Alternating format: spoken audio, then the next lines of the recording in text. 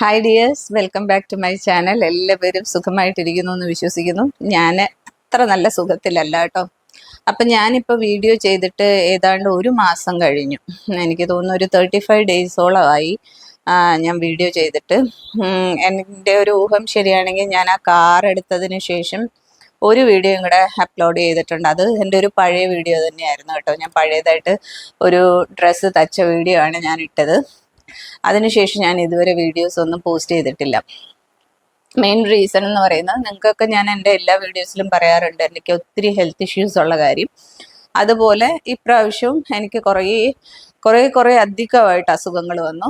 അസുഖങ്ങൾ വന്നതെന്ന് പറഞ്ഞു കഴിഞ്ഞാൽ ഒന്ന് മാറുന്നതിന് മുന്നേ അടുത്തത്, ഒന്ന് മാറുന്നതിന് മുന്നേ അടുത്തത്, ഇങ്ങനെ കണ്ടിന്യൂസ് ആയിട്ട്.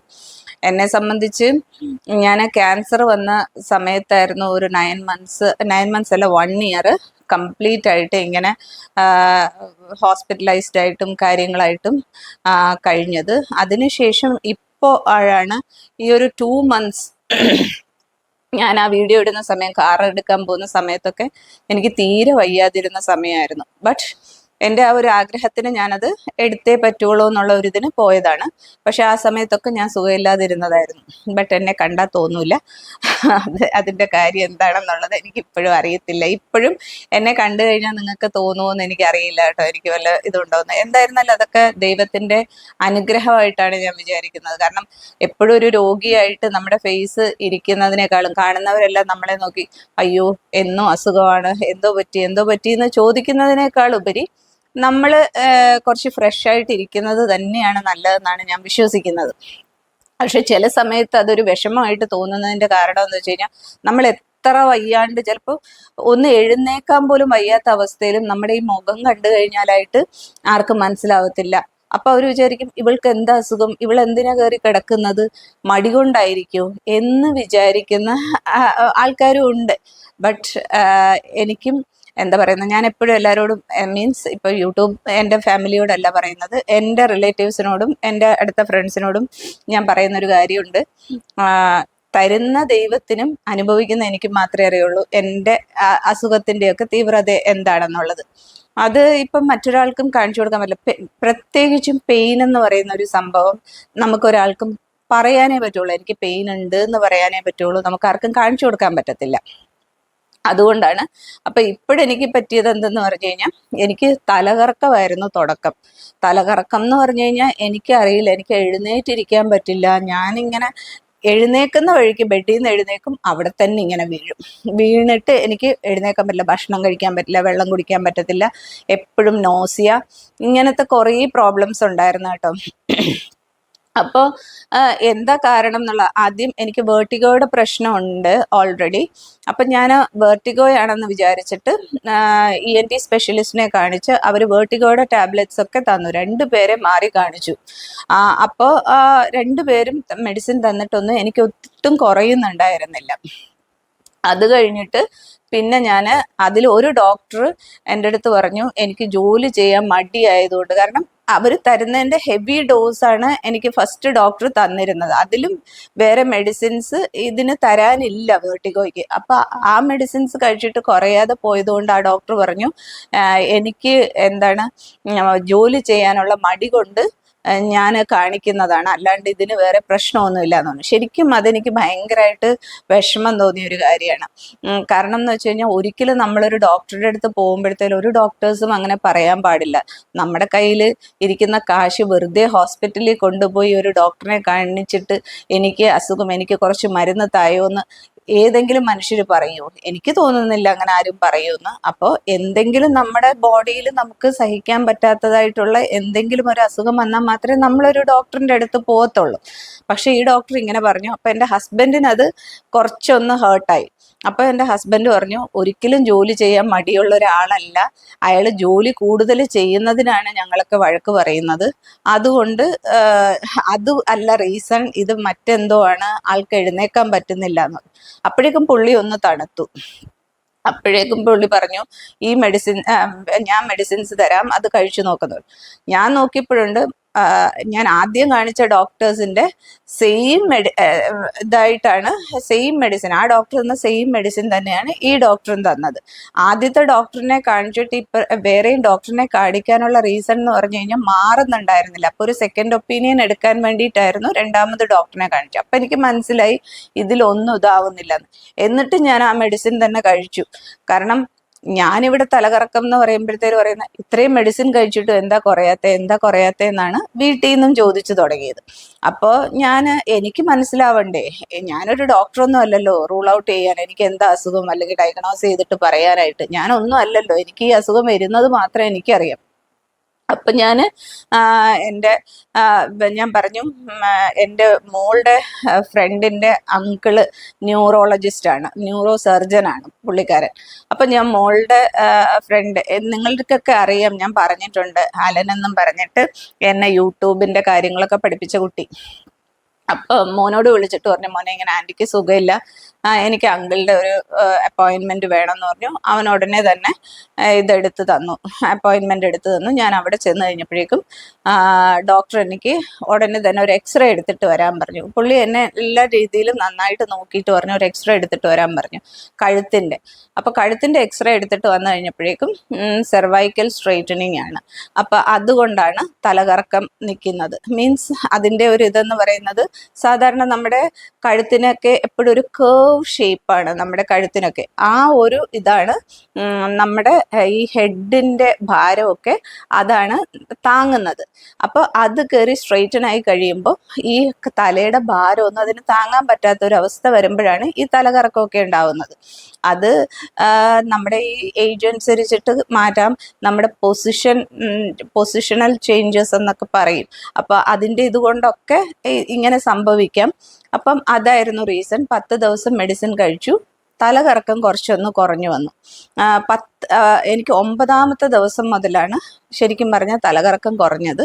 അതുവരെ ഭയങ്കര തലകറക്കമായിരുന്നു.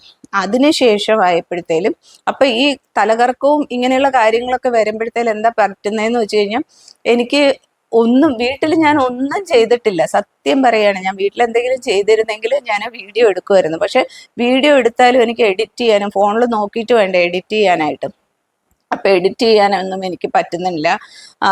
മീൻസ് ഫോണിലൊന്നും അധികം നോക്കാൻ പറ്റത്തില്ല. ഒക്കെ എഴുന്നേറ്റിരിക്കാൻ പറ്റുന്നില്ല. പുറത്തുനിന്നൊക്കെയാണ് ഹസ്ബൻഡ് രാവിലെ ബ്രേക്ക്ഫാസ്റ്റ് വല്ലതും മേടിച്ചാലും ഉച്ചയ്ക്ക് വല്ല കഞ്ഞിയായിരിക്കും ഞാൻ കുടിക്കുന്നത്. രാത്രി ചിലപ്പോൾ കഴിക്കില്ല. അല്ലെങ്കിൽ ഹസ്ബൻഡ് എന്തെങ്കിലും വല്ല ഓട്സോ അങ്ങനെ എന്തെങ്കിലും തരും. കാരണം പുള്ളിക്ക് കുക്കിങ് വലിയ വയവില്ല, അറിയില്ല അത്രയും നന്നായിട്ട് ചെയ്യാനായിട്ട്. കഞ്ഞിയായിട്ട് ഉണ്ടാക്കാൻ അറിയാം, ഒരു മുട്ട ഓംലേറ്റ് ഒക്കെ ചെയ്യാൻ അറിയാം, ചായ ഇടാൻ അറിയാം, ഓട്സ് ഒക്കെ തിളപ്പിക്കാൻ അറിയാം. അങ്ങനെയൊക്കെ അല്ലാതെ വലിയ കുക്കിംഗ് അറിയത്തില്ല. അപ്പൊ ഇങ്ങനെയൊക്കെ ചെയ്ത് എനിക്കത് ധാരാളമായിരുന്നു. അപ്പൊ അങ്ങനെയായിരുന്നു ഈ കാലങ്ങളൊക്കെ പോയത്. എന്നിട്ട് ഇതിന്റെ അങ്ങോട്ട് കുറയാൻ തുടങ്ങിയതും ശരീരത്തിലെ ജോയിൻസ് മുഴുവൻ അങ്ങ് പെയിൻ തുടങ്ങി എന്ന് പറഞ്ഞു കഴിഞ്ഞാൽ കാലിന്റെ ഉപ്പൂറ്റി നിലത്ത് കുത്താൻ പറ്റണില്ല, അതുപോലെ വേദന, നടുവേദന, മുട്ടുവേദന, ഉപ്പൂറ്റി വേദന, പിന്നെ ഈ റൈറ്റ് കൈ. ഇത് കണ്ടോ, ഇതൊക്കെ ഇട്ടിട്ടാണ് എൻ്റെ നടപ്പും എൻ്റെ ജീവിതം എന്ന് പറയുന്നത്. എൻ്റെ റൈറ്റ് സൈഡാണ് ക്യാൻസർ വന്നതും റൈറ്റ് സൈഡ് തന്നെയാണ് പ്രശ്നമായിട്ടിരിക്കുന്നതും. അപ്പൊ അതിനുശേഷം എന്നും ഇങ്ങനെ അസുഖമാണ് കേട്ടോ. പിന്നെ ഞാൻ പറഞ്ഞിട്ടില്ല, എൻ്റെ ഒരു ഹിസ്ട്രക്ടമി കഴിഞ്ഞതോടുകൂടെ എൻ്റെ ബോഡി പോയി.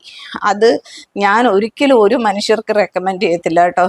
നിങ്ങൾക്ക് ഒരു പെർസെൻറ്റേജ് എങ്കിലും നിങ്ങൾക്ക് പിടിച്ചു നിൽക്കാൻ പറ്റുമെന്നുണ്ടെങ്കിൽ ഹിസ്ട്രക്ടമി എന്ന് പറയുന്നത് യൂട്രസ് മാത്രം റിമൂവ് ചെയ്യുന്നത് it's okay, no problem. But ovary അങ്ങനെയുള്ള ടോട്ടൽ ഹിസ്ട്രക്ടമി, ഓവറി, ട്യൂബ്സ്, അങ്ങനെയുള്ള കംപ്ലീറ്റ് നമ്മുടെ റീപ്രൊഡക്റ്റീവ് സിസ്റ്റം ആയിട്ട് റിമൂവ് ചെയ്യുന്ന ഒരവസ്ഥ നിങ്ങളുടെ അടുത്ത് ഏതെങ്കിലും ഡോക്ടേഴ്സ് പറയുന്നെങ്കിൽ നിങ്ങൾ കുറേ ഡോക്ടേഴ്സിൻ്റെ അടുത്ത് ഒരു second opinion, second, third, fourth എത്ര ഒപ്പീനിയൻസ് വേണമെങ്കിലും എടുക്കുക. കഴിവതും അത് ചെയ്യാതിരിക്കാൻ നോക്കുക. കാരണം അതുകൊണ്ട് ഓവറീസ് പോയി കഴിയുമ്പോഴത്തേലും എല്ലാ ഡോക്ടേഴ്സും ചെയ്യുന്നതിന് മുമ്പ് പറയും വലിയ പ്രശ്നമൊന്നുമില്ല, നമുക്ക് അത് ചെയ്യാം ഇത് ചെയ്യാം. ബട്ട് ഞാനൊരു ക്യാൻസർ പേഷ്യൻ്റ് ആയതുകൊണ്ട് തന്നെ എനിക്ക് ഹോർമോൺ സപ്ലിമെൻറ്റ്സ് ഒന്നും എടുക്കാൻ പറ്റത്തില്ല. അപ്പം അതിൻ്റെതായ ബുദ്ധിമുട്ടും എൻ്റെ ശരീരത്തിന് വരുന്നുണ്ട്. അപ്പം ഈസ്ട്രജൻ സപ്ലിമെൻ്റ് ഇല്ല, പ്രൊജസ്ട്രോൺ സപ്ലിമെൻ്റ് ഇല്ല, ഒന്നുമില്ല. ഡോക്ടേഴ്സൊക്കെ കൈയൊഴിയാണ്. വീണ്ടും മാലിഗ്നൻസി തിരിച്ചു വരാനുള്ള സാധ്യതയുണ്ട്. അപ്പൊ ഇയാൾക്ക് ഇതൊന്നും തരാൻ പറ്റില്ല. അപ്പൊ ഇത് മുഴുവൻ എൻ്റെ ബോഡി അനുഭവിച്ചുകൊണ്ടിരിക്കുകയാണ്. ഹോട്ട് ഫ്ലാഷസ്, അങ്ങനെയുള്ള കുറേ കാര്യങ്ങൾ. അത് എന്തൊക്കെയാണെന്ന് ചിലപ്പം ആ ഒരു ഇതിൽ കൂടെ കടന്നു പോകുന്നവർക്ക് മനസ്സിലാവും. യൂട്രസ് മാത്രം മാറ്റി അത്രയും വലിയൊരു പ്രശ്നമില്ലെന്നല്ല, ഇത്രയും പ്രശ്നം ഉണ്ടാവില്ല. ബട്ട് ഓവറി ഇങ്ങനെയുള്ള കാര്യങ്ങൾ മാറ്റി കഴിയുമ്പോൾ ഒരുപാട് പ്രശ്നങ്ങൾ നമ്മുടെ ശരീരത്തിൽ ഉണ്ടാവും. ഇത് എൻ്റെ ശരീരത്തിലും ഉണ്ടായിട്ടുണ്ട്.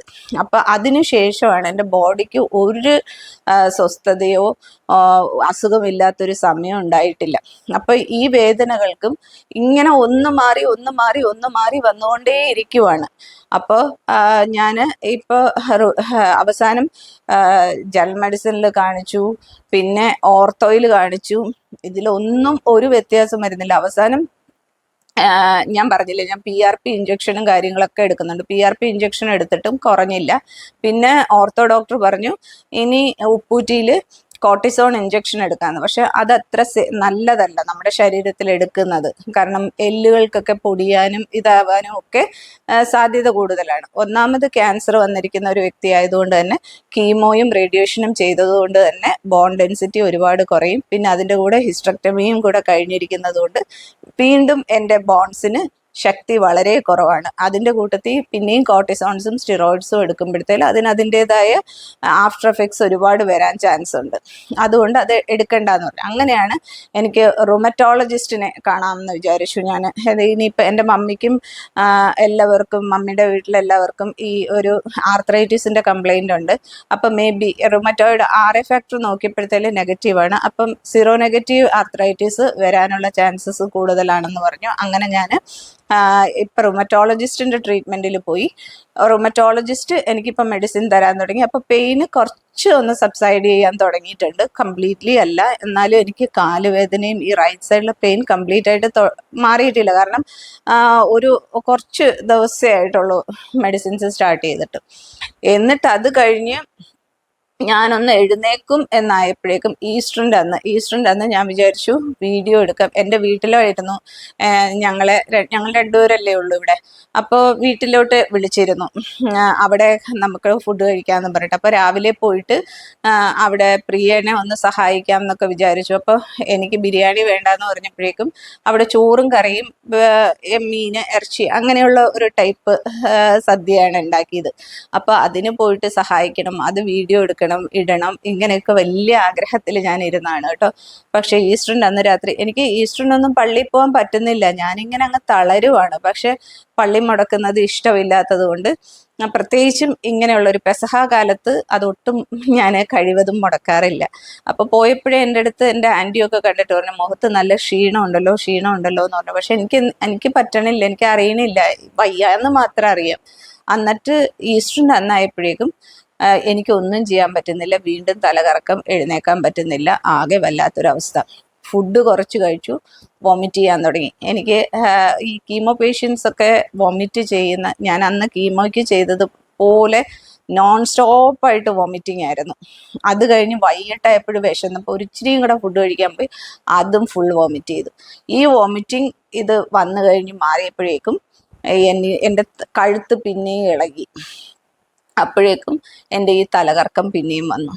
അങ്ങനെ തലകറക്കം ഇപ്പോഴും വീണ്ടും ഇതായിട്ട് വീണ്ടും ഡോക്ടറെ കാണിച്ച് വീണ്ടും മെഡിസിനും ഒക്കെ കഴിച്ചു. ഇങ്ങനെ പോവുകയാണ്. ഇപ്പോൾ കഴിഞ്ഞ ദിവസം ഇന്നലെ കാണിച്ചിട്ടേ ഉള്ളൂ ഡോക്ടറിനെ. അപ്പോൾ ഇന്നലെ മെഡിസിൻ സ്റ്റാർട്ട് ചെയ്തു. അപ്പോൾ കുറേശ്ശെ ഇനി അങ്ങോട്ട് മാറുമെന്ന് ഞാൻ വിശ്വസിക്കുന്നു, ഈ 2 ഡോക്ടേഴ്സിൻ്റെയും ട്രീറ്റ്മെൻറ്റിൽ കൂടെ. അപ്പോൾ അതുകൊണ്ടൊക്കെയാണ് ഇത്രയും നാൾ ഞാൻ വീഡിയോ ഇടാതിരുന്നത് കേട്ടോ. അത് ഞാൻ കുറച്ച് ഡീറ്റെയിൽഡ് ആയിട്ട് എൻ്റെ ഫാമിലീനെ അറിയിക്കുന്നു എന്നേ ഉള്ളൂ. കാരണം നിങ്ങൾക്ക് അറിയാൻ പറ്റത്തില്ലല്ലോ എന്തുകൊണ്ടാണ് വീഡിയോ വരുന്നില്ല ഇതൊക്കെയാണെന്ന്. പക്ഷെ മടി കൊണ്ടൊന്നും അല്ല കേട്ടോ, ഇങ്ങനത്തെ ഒരു സംഭവമായിരുന്നു എനിക്ക്. അതുകൊണ്ടാണ് വീഡിയോസ് ഇത്രയും നാൾ പോസ്റ്റ് ചെയ്യാതിരുന്നത്. അപ്പം ഇനി ഞാൻ കഴിവതും എല്ലാ ദിവസവും ഒന്നും വീഡിയോ ഇടാൻ പറ്റുമോയെന്ന് എനിക്ക് അറിയില്ല. എന്നാലും പറ്റുന്നത് പോലെ ഞാൻ വീണ്ടും വീഡിയോസായിട്ട് വരുന്നതായിരിക്കും. അപ്പം നിങ്ങളെല്ലാവരും എനിക്ക് വേണ്ടി പ്രാർത്ഥിക്കുക. ശരീരത്തിന് ആരോഗ്യം കിട്ടാനും എന്ന് വെച്ചാൽ തന്നെ ഒന്ന് എഴുന്നേറ്റ് കിടന്ന് സ്വന്തം കാര്യങ്ങൾ ചെയ്യാനുള്ള ഒരു ആരോഗ്യത്തിനും വേണ്ടി ഈ വീഡിയോ കാണുന്ന ഓരോരുത്തരും എനിക്ക് വേണ്ടി പ്രാർത്ഥിക്കുക. അപ്പോൾ വീഡിയോസുമായിട്ട് ഞാൻ വീണ്ടും ഉടനെ വരുന്നതായിരിക്കും എന്ന് ഞാൻ പ്രതീക്ഷിക്കുന്നു, ഞാൻ ആഗ്രഹിക്കുന്നു. അപ്പോൾ വീഡിയോ കണ്ട് ഇഷ്ടപ്പെടുന്നവരെല്ലാവരും വീഡിയോ ഒന്ന് ലൈക്ക് ചെയ്യുക.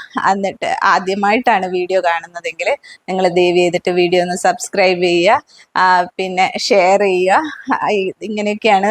പിന്നെ കണ്ടിട്ട് എല്ലാവരും വീഡിയോസ് ഒന്ന് കണ്ട് സപ്പോർട്ട് ചെയ്യുക. ഇതൊക്കെയാണ് നിങ്ങൾ എനിക്ക് വേണ്ടി ചെയ്യുന്ന ഏറ്റവും വലിയ കാര്യം, സപ്പോർട്ട് എന്ന് പറയുന്നത്. അങ്ങനെ നമ്മുടെ ഫാമിലി വളർന്നു വരട്ടെ. ഞാനിപ്പം ഇത്രയും നാൾ വീഡിയോ ഇട്ടില്ലായിരുന്നെങ്കിലും എൻ്റെ സബ്സ്ക്രൈബേഴ്സ് കുറേശ്ശെ കൂടി വരുന്നുണ്ട്. അവർ വീഡിയോസ് കാണുന്നുണ്ട്. ഒത്തിരി താങ്ക്സ് ഉണ്ട് എനിക്ക്. അപ്പം ഇനിയും എല്ലാവരും വീഡിയോസ് കാണുക, ഈ വീഡിയോ കാണുക, എന്നിട്ട് സബ്സ്ക്രൈബും ലൈക്കും ഒക്കെ ചെയ്യുക. അപ്പോൾ ഞാനിനി ഉടനെ തന്നെ അടുത്ത വീഡിയോ ആയിട്ട് വരാൻ ശ്രമിക്കുന്നതായിരിക്കും. അപ്പോൾ അതുവരേക്കും bye bye, take care, love you all.